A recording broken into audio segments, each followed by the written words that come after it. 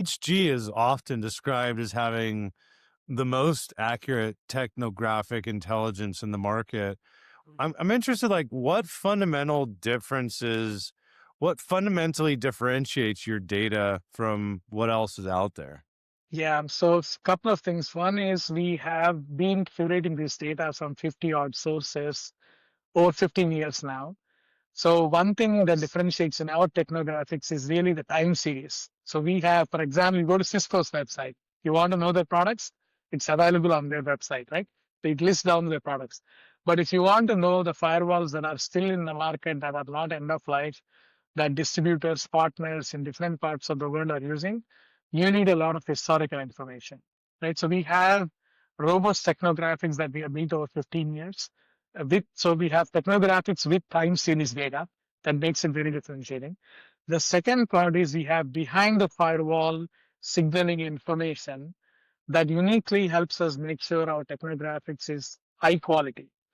And then what we did is we took the technographics mode that we have, we applied to various elements in our intelligence fabric. We applied that to firmographics to make sure our firmographics are differentiated. We apply that to intent. We get the top of the funnel intent from various providers that are out there, but we apply the context to that intent, which is we call Mm, contextual intent. Now, with the trust radius acquisition we did, we have the buyer intent. We again apply the technographics context to that to make the a contextual intent.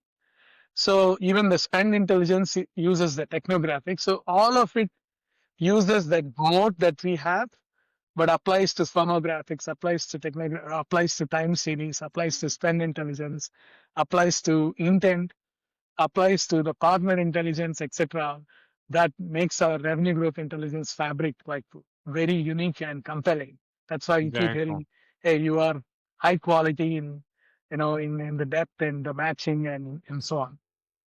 So, would it be safe to say that other vendors in this technographic market, like number one, the time series, but you guys also have spend.